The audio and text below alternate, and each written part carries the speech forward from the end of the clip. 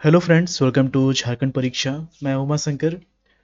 इसमें हम लोगों ने जो स्टार्ट किया था जैसे सीजीएल को लेकर पेपर 3 में जो अलग अलग सब्जेक्ट्स हैं, जैसे कि जो जीएस है, तो इसमें जीएस में 30 क्वेश्चंस हैं। अब इस 30 क्वेश्चंस में हिस्ट्री का होगा, पॉलिटी, ज्योग्राफी, करंट अफेयर्स, ये सारे सब्जेक्ट्स रहेंगे। ओके, तो मैंने क्या स्टार्ट किया था कि हिस्ट्री में एंसेंट हो गया, मेडिवल हो गया, मॉडर्न हो गया, सबसे जो इम्पोर्टेंट 1000 क्वेश्चन है ये सीरीज लाया जाएगा। एंसेंट मेडिवल का जो है लेक्चर स्टार्ट हो गया था, मॉडर्न का स्टार्ट नहीं हुआ था, बीच में कुछ दिनों के लिए इसे रोक दिया गया था। आज से ये सारे लेक्चर्स कंटिन्यू किए जा रहे हैं और बाकी के भी जो क्लासेस जो पहले चलते थे उसे आज से कंटिन्यू किया जा रहा है। ओके, तो आज हम लोग जो पढ़ने वाले हैं ये एंसेंट हिस्ट्री है और इसका अभी तक हम लोगों ने 6 लेक्चर कंप्लीट कर लिया, मतलब 6 पार्ट कंप्लीट कर लिया है। अभी हम लोग इसका 7th पार्ट पढ़ेंगे। ओके, 7th लेक्चर है ये एंसेंट हिस्ट्री के लिए और 1000 क्वेश्चन का टारगेट है, कम से कम 1000 क्वेश्चन। लेकिन आप इसके एक्सप्लेनेशन को सही से देखते हैं तो 1000 से कहीं ज़्यादा क्वेश्चंस आपके कवर हो जाएंगे। ओके, तो क्वेश्चन स्टार्ट करते हैं। स्टार्ट करने से पहले जिन लोगों का 7th जेपीसी में सिलेक्शन हुआ है उनको बहुत सारी बधाइयाँ। और सूरज सर, जिनसे आप करंट अफेयर्स पढ़ते थे, झारखंड करंट अफेयर्स, उनका भी सिलेक्शन हो गया। उनका ये फर्स्ट अटेम्प्ट था। इसके पहले उनका जो फील्ड था पूरी तरह से टेक्निकल था, मतलब कि बीटेक, एमटेक, फिर पीएचडी में आगे बढ़ना, ये सब टेक्निकल चीज़ें थी। लेकिन इस तरह का जो फील्ड था पीसीएस में, ये फर्स्ट अटेम्प्ट था और फर्स्ट अटेम्प्ट में ही उन्हें ये सफलता मिली है, तो काफ़ी अच्छी बात है। ठीक है, चलिए क्वेश्चन स्टार्ट करते हैं। आप लोग भी तैयारी कीजिए, बहुत सारे एग्जाम्स अभी जेएसएससी के होने वाले हैं। अब यहाँ पर एक चीज़ ध्यान देना है कि नेगेटिव चीज़ बहुत सारे हैं आसपास, कि सीट सारा बिक गया है, केसेस हाई कोर्ट में चल रहे हैं, कैंसिल हो जाएगा, तो नेगेटिव चीज़ें सारी हैं। अगर आप नेगेटिव चीज़ को लेकर चलना चाहते हैं लेकर चलिए, जो लोग पॉजिटिव लेकर चलेंगे उनका तो सिलेक्शन होना ही है। ठीक है, तो दोनों ऑप्शंस आपके पास हैं। ओके, हम लोग स्टार्ट करते हैं क्वेश्चन। ये पहला क्वेश्चन है, आप इसको ध्यान से सुनिए। जो एक्सप्लेनेशन दिया जाता है उसको आप हो सके तो उसका नोट्स बना लीजिए। नहीं बनाते तो 1 से 2 बार आप लेक्चर को देख लीजिए, याद हो जाएगा। मैं बार बार बोलता हूँ कि याद करने के लिए आपको रटने की जरूरत नहीं है, आप रिपीट कीजिए, आपको याद हो जाएगा। ओके, और होमवर्क क्लासेस भी आज से स्टार्ट हो रहा है जो रात को 9 बजे चलाया जाता है। ये बहुत ही ज़्यादा इम्पोर्टेंट है। ओके, अभी तक 62 लेक्चर इसका कंप्लीट हो चुका है और आज जो होगा ये 63rd लेक्चर होगा। ठीक है, तो पहला क्वेश्चन है, ऋग्वेद के किन 6 मंडलों को वंश मंडल, गोत्र मंडल कहा जाता है? ये कौन सा मंडल है? देखिए, ऋग्वेद जो है 4 वेद हैं। ठीक है, इसमें से सबसे पुराना जो है वो ऋग्वेद है।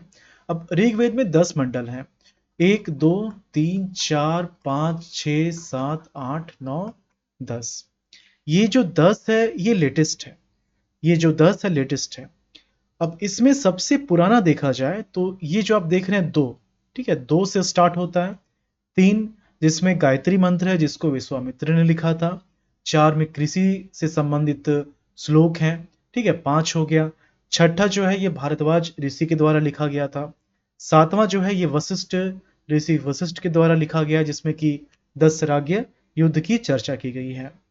तो ये जो आप देख रहे हैं 2 से लेकर 7, इसको बोलते हैं वंश मंडल, या फिर ऋषि मंडल, या फिर गोत्र मंडल। ओके, ये सबसे पुराना है। तो दूसरा से लेकर 7वां ऑप्शन ए जो है इस क्वेश्चन का सही आंसर हो जाएगा। नेक्स्ट है, किस वेद में जादुई माया और वशीकरण का वर्णन है? ये जो है अभी तक देखिए, अभी तक हम लोगों ने 6 पार्ट कंप्लीट किया और इस 6 पार्ट में 3 पार्ट जो है ये हड़प्पा सभ्यता का था और इसमें से 3 पार्ट जो है वैदिक सभ्यता कंप्लीट हम लोगों ने कर लिया है। ये वैदिक सभ्यता के लिए चौथा पार्ट है। तो वैदिक सभ्यता से भी 100 क्वेश्चन हो जाएगा, इससे 75 क्वेश्चन हो गया था। हर पार्ट में 25 क्वेश्चन हम लोग कंप्लीट कर रहे हैं। तो ये जो देखिए 4 वेद हैं, ऋग्वेद में क्या है, प्रार्थनाएं हैं। यजुर्वेद में क्या है, कर्म कांड है। सामवेद में संगीत है। अथर्ववेद में जादुई माया, वशीकरण, मेडिकल साइंस, ये सब हैं। तो सबसे जो यूजफुल है वो अथर्ववेद माना जाता है। ठीक है, और इसी में जादुई माया है, वशीकरण है, और अथर्ववेद को अथर्वा ऋषि ने लिखा है। और इसका जो ब्राह्मण ग्रंथ है इसे बोलते हैं गोपद। क्या बोलते हैं? इसे बोलते हैं गोपद। और इसी में सभा और समिति को प्रजापति की दो पुत्रियां बताया गया है। ऑप्शन डी अथर्ववेद हो जाएगा। ओके, एक मिनट, ये ठीक है, मैं चेक कर रहा था रिकॉर्ड रिकॉर्ड हो रहा है कि नहीं हो रहा है। हाँ, तो यहाँ पर आर्य है, क्वेश्चन नंबर 3 है। आर्य शब्द इंगित करता है, किस चीज को इंगित करता है? तो ये जो वर्ड है आर्य, इसका मतलब होता है श्रेष्ठ वंश। क्या होता है? श्रेष्ठ वंश इसका मतलब होता है। और वैदिक काल जो है, वैदिक काल जो हम लोग पढ़ते हैं, ये समय ही है जिस समय आर्यों का आगमन होता है। तो वैदिक काल और कुछ नहीं, ये जो है आर्यों का ही काल है, ये आर्यों का ही काल है। अब इसमें अलग अलग चीजें, जैसे कि आर्यों का जो आगमन है, तो बहुत लोग का मानना है कि ये भारत के ही थे, ठीक है, बहुत लोगों का मानना है कि दूसरे देश से आए थे। तो उसमें सबसे इंपॉर्टेंट जो है ये है मैक्स मुलर। तो मैक्स मुलर का कहना है कि मध्य एशिया से ये जो है भारत आए थे। ओके, और यही जो है सबसे ज्यादा इंपॉर्टेंट है, आपको यही आंसर टिक करना होगा। उसके बाद है कुछ और चीज बता दे रहा हूं, जैसे कि बोगज कोई है।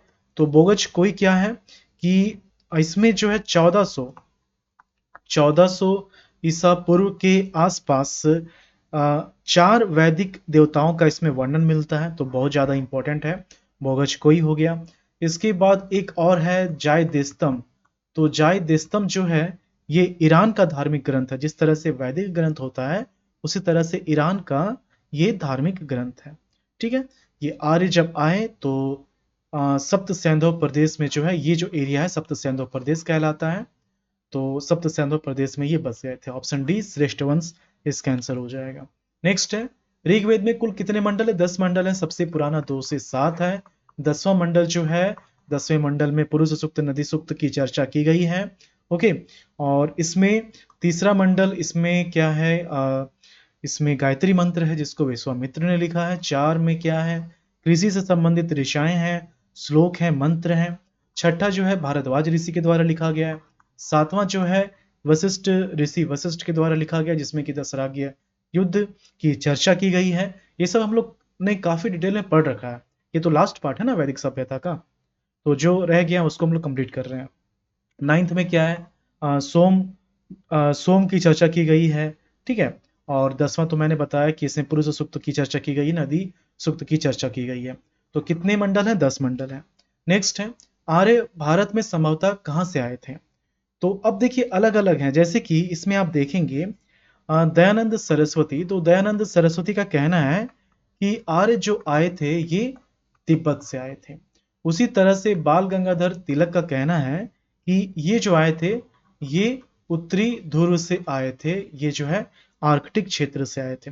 लेकिन सबसे सटीक जो आंसर करना है वो है मैक्स मुलर का। और मैक्स मुलर का कहना है कि ये मध्य एशिया से भारत के सप्त सिंधु प्रदेश में आए थे। ऑप्शन बी मध्य एशिया इसका आंसर हो जाएगा। नेक्स्ट है, कौन सा वेद अंशतः गद्य रूप में भी रचित है?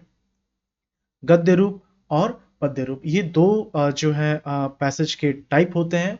और इसमें क्या है कि जितने भी वेद हैं, ठीक है, जितने भी वेद हैं तो उसके ब्राह्मण ग्रंथ हैं। ब्राह्मण ग्रंथ क्या होता है? ब्राह्मण ग्रंथ जो है ये क्या होता है? वेदों को आसानी से समझने के लिए ब्राह्मण ग्रंथ की रचना की गई है। ये बाद में उत्तर वैदिक काल में इसकी रचना हुई है। ठीक है, अब जो है कौन सा वेद जिसको गद्य रूप में भी रचित किया गया है? तो ये यजुर्वेद है। ये जो है ये यजुर्वेद है। और यजुर्वेद जो है ये गद्य पाठ में भी है और पद्य पाठ में भी है। ठीक है, तो गद्य जो इसका भाग है, इसका जो ब्राह्मण ग्रंथ है, इसमें जो है देखिए इसमें कृष्ण है और पद्य में जो है शुक्ल है। क्या है? शुक्ल है। और इसका जो ब्राह्मण ग्रंथ है कृष्ण का, ये तैत्रीय है। क्या है ये? तैत्रीय। और शुक्ल में क्या है? स है दोनों में, श। तो ये जो है सतपथ है। ओके, तो ये जो है ध्यान में देना है। ओके, तो इसका आंसर ऑप्शन बी यजुर्वेद, जिसमें कि कर्मकांड की व्याख्या वर्णन किया गया है। ऑप्शन बी यजुर्वेद इसका आंसर हो जाएगा। नेक्स्ट है, सभा और समिति प्रजापति की दो पुत्रियां थी, इसका उल्लेख किस वेद में मिलता है? तो सभा, एक्चुअली सभा क्या है? सभा ये जो है एक संस्था है जिसमें वृद्ध हो गया, इंपॉर्टेंट पर्सन हो गया, तो ये लोग इसमें शामिल रहते थे। एक तरह से राजा के लिए ये जो है मंत्री परिषद था। एक तरह से राजा के लिए ये मंत्री परिषद था। उसके बाद है समिति। उसके बाद क्या है? समिति। ठीक है, तो समिति जो है, जिस तरह से सभा में इंपॉर्टेंट पर्सन का संगठन था, तो ये आम लोगों का संगठन था। दोनों में डिफरेंस आप देख सकते हैं। आम लोगों का संगठन ये था, और इन दोनों को प्रजापति की दो पुत्रियां, प्रजापति कहने का मतलब ब्राह्मण, तो ब्राह्मण की दो पुत्रियां किसमें कहा गया है? ये अथर्ववेद में कहा गया है। और एक क्वेश्चन आता है कि सबसे पुराना संगठन कौन सा है? तो सबसे पुराना संगठन जो है ये कौन सा है? विदत है। ओके, इसका ध्यान रखना है। तो देखिए क्वेश्चन आ ही गया, ऋग्वेद युग की प्राचीनतम संस्था कौन सी है? तो इसमें प्राचीनतम संस्था जो है ये विद हो जाएगा, ऑप्शन नंबर सी। नेक्स्ट है, ब्राह्मण ग्रंथों में सर्वाधिक प्राचीन ग्रंथ कौन सा है? अब ध्यान दीजिए, यहां पर वेद की बात नहीं की जा रही है। अगर वेद की बात की जाए तो ऋग्वेद जो है, ऋग्वेद सबसे पुराना है। वेदों की रचना जो है ये अलग काल में किया गया है, और ब्राह्मण ग्रंथ की रचना अलग काल में हुआ है। तो ऐसा बिल्कुल नहीं सोचना है कि ऋग्वेद पहला पुराना वेद है तो इसी का ब्राह्मण ग्रंथ सबसे पुराना होगा। सबसे पुराना जो ब्राह्मण ग्रंथ है वो यजुर्वेद का है। किसका है? यजुर्वेद का। और यजुर्वेद में आपको पता है कि इसमें कृष्ण है। कृष्ण जो है ये गद्य भाग में, शुक्ल जो है ये पद्य भाग में। तो कृष्ण के लिए है तैत्तिरीय ब्राह्मण ग्रंथ, और शुक्ल के लिए है सतपथ ब्राह्मण ग्रंथ। तो सबसे पुराना जो है ये तैत्तिरीय है। सबसे पुराना कौन सा है? सॉरी, सबसे पुराना जो है ये सतपथ ब्राह्मण ग्रंथ है। सबसे पुराना सतपथ ब्राह्मण ग्रंथ है। ऑप्शन नंबर बी इसका आंसर हो जाएगा। नेक्स्ट है, गोत्र व्यवस्था प्रचलन में कब आई? तो गोत्र व्यवस्था जो है, देखिए इसको आप रिलेट कर सकते हैं वर्ण से। कुछ हद तक जो है आप इसको वर्ण से रिलेट कर सकते हैं। और ये जो है 10th मंडल जब आप देखेंगे, किसका? ऋग्वेद का। ऋग्वेद में 10 मंडल है ना, तो जो कि सबसे लेटेस्ट है 10वां मंडल ऋग्वेद का, इसी में पुरुष सूक्त की चर्चा की गई है, इसी में नदी सूक्त की चर्चा मिलती है, और इसी में जो है गोत्र की व्यवस्था देखने को मिलती है। और ये गोत्र एक्चुअली में इसका फर्स्ट टाइम जो वर्णन देखने को मिलता है ये अथर्ववेद में मिलता है। ठीक है, अथर्ववेद में मिलता है, लेकिन इसका जो रिलेशन है ये पुरुष सूक्त में जो वर्ण का वर्णन किया गया है वहां से इसका रिलेशन देखने को मिलता है। पहले क्या था कि कर्म के आधार पर वर्ण का डिसीजन होता था, लेकिन बाद में यही उत्तर वैदिक काल में यही बन जाता है इसका आधार जन्म। ओके, तो ये जो है आप देख रहे हैं गोत्र व्यवस्था, ये उत्तर वैदिक काल में प्रचलन में आया था। ऑप्शन नंबर बी इसका आंसर हो जाएगा। ओके, नेक्स्ट है अनुलोम विवाह का अर्थ। इसमें हमेशा जो है स्टूडेंट्स को कंफ्यूजन होता है। मैं बार बार बोलता हूं कि किसी एक चीज को आप पकड़िए, जैसे कि अनुलोम एक होता है क्या? अनुलोम, और एक होता है प्रतिलोम।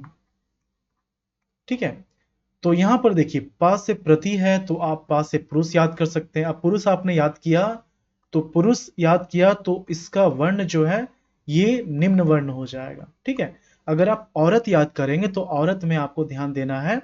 औरत में क्या ध्यान देना है? यहां पर औरत में ध्यान देना है कि ये जो है निम्न वर्ण की। तो इस तरह से इसे याद करना, जो है जिसको आप जिससे रिलेट कर रहे हैं उसे क्या करना है? लो वर्ण कर देना है, निम्न वर्ण कर देना है, बस हो गया। सिंपल सा है, कोई कंफ्यूजन नहीं है। जैसे कि अनुलोम विवाह में क्या हो जाएगा? इसमें पुरुष जो है ये उच्च वर्ण का हो जाएगा, उच्च वर्ण का पुरुष हो जाएगा, और निम्न वर्ण की नारी हो जाएगी। Option A. जस्ट इसका उल्टा प्रतिलोम विवाह में देखा जाएगा। कैसे? प्रतिलोम में पुरुष जो है वो निम्न वर्ण का हो जाएगा, तो पुरुष जो है ये निम्न वर्ण का, और पुरुष उच्च वर्ण नहीं होगा, ये भी नहीं होगा। यहां पर निम्न वर्ण की नारी, उच्च वर्ण का पुरुष, उच्च वर्ण का पुरुष, उच्च वर्ण की नारी, निम्न वर्ण, हाँ ये हो जाएगा। ऑप्शन नंबर बी हो जाएगा। ठीक है, नारी, निम्न वर्ण के पुरुष, निम्न वर्ण के पुरुष और उच्च वर्ण की नारी, ऑप्शन नंबर बी हो जाएगा। नेक्स्ट है, वैदिक युग में यौ कहा जाता था किस चीज को?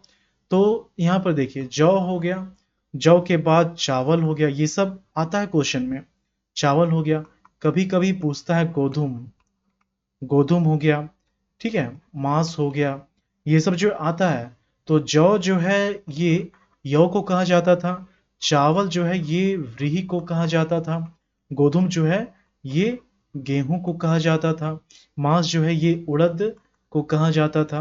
उसी तरह से जौ, जौ और दूध को, जैसे कि चावल और दूध को मिलाने पर जो खीर बनता है, उसी के जैसा जौ और दूध को मिलाने पर जो पदार्थ बनता है उसको बोलते हैं क्षीर बोलते हैं, ठीक है। तो ये सब क्वेश्चन में आता है। तो यौ क्या हो गया? यौ और कुछ नहीं, जौ हो गया, ऑप्शन नंबर बी। व्रीहि शब्द किसके लिए प्रयुक्त हुआ है? तो व्रीहि जो है ये चावल के लिए प्रयुक्त हुआ है। नेक्स्ट है, अथर्व का अर्थ क्या है? अथर्व जो है ये दो तीन वर्ड है, जैसे कि एक अथर्वा ऋषि है, एक अथर्वा ऋषि है जिसने अथर्ववेद की रचना की है, जिसने अथर्ववेद की रचना की है ना। एक ये हो गया, अथर्ववेद की रचना की है, एक ये हो गया। और उसके बाद इसमें जिस चीज का जिक्र मिलता है वो क्या है? जादुई शक्ति, मेडिकल साइंस, वशीकरण, ये सब मिलता है। तो आप यहां से भी गेस कर सकते हैं कि अथर्व का जो मतलब होगा वो पवित्र जादू हो जाएगा। नेक्स्ट है, ये मैचिंग करना है। ये सब है क्या? इसको बोलते हैं वेदांग। क्या बोलते हैं? वेदांग। तो वेदांग क्या है? जो वेद है, वेद की भाषा को आसानी से समझने के लिए जिस चीज की रचना की गई है उसी को बोलते हैं वेदांग। अलग अलग टाइप है ना। मतलब कहने का, वेद अगर आपको समझना है तो कुछ चीज है आपको फॉलो करना होगा, जैसे कि शिक्षा, जैसे कि शिक्षा। तो शिक्षा ये जो है वैदिक मंत्रों के उच्चारण के लिए है। उसके बाद कल्प है। कल्प किसके लिए है? ये जो है कर्म कांड जो है, मतलब छोटे छोटे फॉर्मूला बनाकर, छोटे छोटे फॉर्मूला बनाकर बड़े बड़े चीजों को इसमें बताया जाता है। ये कल्प का हो गया। तो कल्प जो है कर्म कांड से जुड़ा हुआ है, ठीक है। उसी तरह से व्याकरण आप देखेंगे तो व्याकरण जो है, व्याकरण ये भाषा विज्ञान से जुड़ा हुआ है, इसी तरह का वेदांग है, ठीक है। 6 वेदांग हैं। तो यहाँ पर आप शिक्षा देखेंगे तो शिक्षा ध्वनि शास्त्र हो जाएगा, ए का 1। यहाँ पर कल्प सूत्र, तो कल्प सूत्र जो है ये कर्म कांड से जुड़ा हुआ है। बी का क्या हो जाएगा? बी का हो जाएगा 2। ओके। फिर क्या है? निरुक्त। तो निरुक्त जो है ये निरुक्त भाषा विज्ञान से जुड़ा हुआ है। ये जो है भाषा शास्त्र कह सकते हैं, भाषा विज्ञान कह सकते हैं, शब्द व्युत्पत्ति शास्त्र भी कह सकते हैं। तो सी का क्या हो जाएगा? सी का 3 हो जाएगा। और छंद जो है ये छंद शास्त्र से जुड़ा हुआ है, डी का 4 हो जाएगा। डी का 4 हो जाएगा। 1 2 3 4 है, 1 2 3 4 इसका आंसर हो जाएगा। ओके। नेक्स्ट है, प्राचीनतम व्याकरण अष्टाध्यायी के रचनाकार हैं। आपको याद होगा जब हम लोग नंद वंश पढ़ रहे थे, नंद वंश में महापद्मनंद, महापद्म नंद, ओके। तो इनके समय में एक विद्वान हुए थे और इनका नाम क्या था? इनका नाम था पाणिनि, ओके। इनका नाम था पाणिनि, ठीक है। बहुत समय के बाद जब सुंग वंश आता है, सुंग वंश का शासन आता है, तो इनके समय में, पुष्यमित्र सुंग के समय में एक और विद्वान हुए, पतंजलि, ठीक है। क्या हुआ? पतंजलि। तो पतंजलि ने महापद्मनंद के समय के जो पाणिनि थे, इनके द्वारा संस्कृत का जो पहला व्याकरण था, क्या नाम था? इसका नाम था अष्टाध्यायी। तो इस अष्टाध्यायी पर टीका लिखने वाले पतंजलि ने क्या लिखा? उसका नाम क्या था? महाभाष्य, महाभाष्य। तो प्राचीनतम व्याकरण अष्टाध्यायी जो है ये पाणिनि के द्वारा लिखा गया, लेकिन इस अष्टाध्यायी पर जो टीका लिखा गया, टिप्पणी जिसको बोलते हैं, शॉर्ट में समेरे जो होता है, तो ये महाभाष्य है जिसको पतंजलि ने लिखा है। ये दोनों चीज आप याद रखेंगे। ऑप्शन डी पाणिनि हो गया। नेक्स्ट है, इनमें से कौन से स्मृति प्राचीनतम है? स्मृति प्राचीनतम है। एक स्मृति ग्रंथ होता है और एक होता है श्रुति ग्रंथ, और एक होता है श्रुति ग्रंथ। तो जो जेन्युइन माना जाता है जो एक्यूरेट माना जाता है उसको वो श्रुति ग्रंथ होता है। मतलब ये देवताओं से ऋषि मुनियों के द्वारा जो है ट्रांसफर होता आया है सुनने के माध्यम से। और स्मृति क्या है कि ये बहुत बाद में ये क्रिएट किया गया, और फिर सुनकर, ये भी सुनकर ही है, लेकिन सुनकर जो याद रखा गया तो उसमें कुछ याद रहा कुछ याद नहीं रहा, तो उस तरह से ये स्मृति ग्रंथ है। लेकिन सबसे जिसका रचनाकार देवता कहा जाता है कि देवताओं के द्वारा इसकी रचना हुई, श्रुति ग्रंथ, जिसमें वेद भी आता है, तो ये श्रुति ग्रंथ है। और स्मृति ग्रंथ में जैसे कि रामायण हो गया, महाभारत हो गया, मनुस्मृति हो गया, ये स्मृति ग्रंथ है। ऑप्शन ए जो है ये सबसे प्राचीनतम ग्रंथ है। ठीक है, तो इसका आंसर क्या हो जाएगा? मनुस्मृति हो जाएगा। और मनुस्मृति में आपको एक चीज याद रखना है कि 1776 में इसका इंग्लिश ट्रांसलेशन किया गया था विलियम जॉन्स के द्वारा। विलियम जॉन्स के द्वारा। नेक्स्ट है, आदि काव्य की संज्ञा किसे दी जाती है? यहाँ पर आप देख रहे हैं रामायण, तो रामायण को वाल्मीकि के द्वारा लिखा गया है। स्टार्टिंग में 6000 श्लोक थे, फिर बढ़ाकर 12000 श्लोक किया गया, फिर इसमें 24000 श्लोक किया गया। ओके, उसी तरह से महाभारत जो है, तो महाभारत में 18 पर्व हैं। स्टार्टिंग में जो है 8800 श्लोक थे, फिर इसमें जो है 24000 हुआ, और फिर 1 लाख हो गया। तो जब 8800 था तो इसे जय संहिता बोला जाता था, जब 24000 हुआ तो इसको भारत बोला जाता था, और ये जब 1 लाख हुआ तो महाभारत इसको कहा गया। ठीक है, तो आदि काव्य जो है, आदि काव्य रामायण को कहा जाता है। ऑप्शन ए ये आप ध्यान में रखेंगे। नेक्स्ट है प्राचीनतम पुराण। पुराण जो है कितने हैं? 18 पुराण है। और ये 18 पुराण जो है, ये पुराण क्या है? ये स्मृति ग्रंथ है। क्या है? स्मृति ग्रंथ है। ओके, और 18 टोटल है। सबसे पुराना जो है ये मत्स्य पुराण है। सबसे पुराना मत्स्य पुराण है, और इसी में विष्णु के 10 अवतार की चर्चा मिलती है। ऑप्शन ए मत्स्य पुराण हो गया। नेक्स्ट है, ऋग्वेद में सबसे पवित्र नदी किसे माना जाता है? वैसे तो बहुत सारी नदियों का वर्णन किया गया है, 21 नदियों का वर्णन इसमें किया गया है। ठीक है, और सबसे ज्यादा चर्चा जो है ये सिंधु नदी की चर्चा देखने को मिलती है। सबसे ज्यादा चर्चा सिंधु नदी। लेकिन सबसे पवित्र नदी जिसे कहा गया है वो है सरस्वती नदी। सबसे पवित्र नदी जिसे कहा गया वो है सरस्वती नदी। ठीक है, जिसको नदी तमा भी कहा गया है। ठीक है, ये सब आप ध्यान में रखेंगे। ऑप्शन बी हो गया। नेक्स्ट है, वैदिक समाज की आधारभूत इकाई क्या है? इकाई जो बेसिक यूनिट जो होता है ना, जैसे कि हमारे बॉडी का जो बेसिक यूनिट है वो क्या है? सेल है ना। तो उसी तरह से जो वैदिक समाज की आधारभूत इकाई है वो क्या है? तो ये स्टार्ट होता है परिवार से। परिवार से स्टार्ट होता है, इसके बाद ग्राम, इसके बाद विश्व, इसके बाद जन, और जन का एक ही पार्ट है, एक बड़ा सा पार्ट है जनपद, और इसका बड़ा सा पार्ट है महाजनपद। इसका बड़ा सा पार्ट है महाजनपद। ओके, और परिवार को ही कुल कहा जाता था। तो बेसिक यूनिट जो है परिवार या फिर कुल हो गया। ऑप्शन ए कुल या फिर कुटुंब कह सकते हैं। नेक्स्ट है, ऋग्वैदिक काल के उस सबसे प्रधान देवता की पहचान करें जिसकी स्तुति में 250 सूक्तों की रचना की गई थी। तो यहां पर 250 काफी इजी कर दिया गया है इस क्वेश्चन को ये मेंशन करके। यहां पर 2-3 चीज हैं, जैसे कि इंद्र, तो इंद्र हो गया, अग्नि और वरुण, ये सीक्वेंस वाइज है। सबसे इंपॉर्टेंट, सेकंड सबसे इंपॉर्टेंट, थर्ड सबसे ज्यादा इंपॉर्टेंट। ठीक है, तो 1 2 3 सीक्वेंस में है। और यहाँ पर इंद्र की जो चर्चा मिलती है 250 श्लोक से इनका उल्लेख किया गया है। इन्हीं को पुरंदर कहा गया है, इन्हीं को पुरंदर कहा गया, इन्हीं को वृत्रहंता कहा गया, इन्हीं को सुमापा कहा गया। बादल का देवता भी इंद्र को ही कहा गया, सबसे प्रमुख देवता, सबसे प्रतापी देवता। ऑप्शन ए इंद्र हो जाएगा। उसके बाद अग्नि आप देख रहे हैं, तो अग्नि के लिए 200 सूक्त हैं। ठीक है, और वरुण जो है जल समुद्र का देवता है। ये सब ध्यान में रखेंगे। ऑप्शन ए हो गया।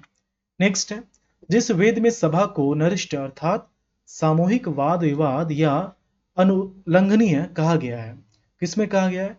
तो ये कहा गया है अथर्ववेद में। ये वही वेद है जिसमें कि सभा और समिति, सभा क्या है? जिसमें कि इंपॉर्टेंट पर्सन बैठते हैं, मंत्रिपरिषद है राजाओं के लिए, और समिति आम लोगों के लिए था।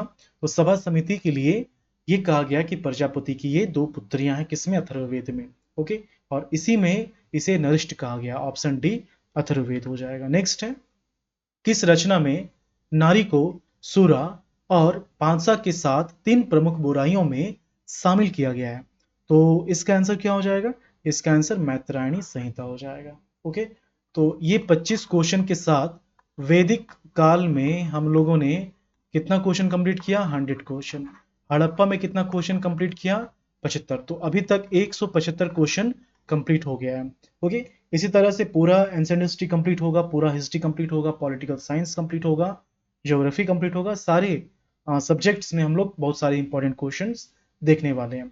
और हर क्वेश्चन का जो एक्सप्लेनेशन वो इस तरह से है कि आप पूरे सीरीज को देख लेंगे तो हर सब्जेक्ट से आपका कम से कम 2000 क्वेश्चन तो कवर होना ही होना है। ओके, तो आपको वीडियो कैसा लगा? बहुत दिनों के बाद ये लेक्चर कंप्लीट किया गया, आप ज़रूर बताएं। और आप में से कितने लोगों का जेपीसी क्लियर हुआ ये भी आप कमेंट करके बताएं। चलिए, मिलते हैं झारखंड अगली वीडियो में। धन्यवाद।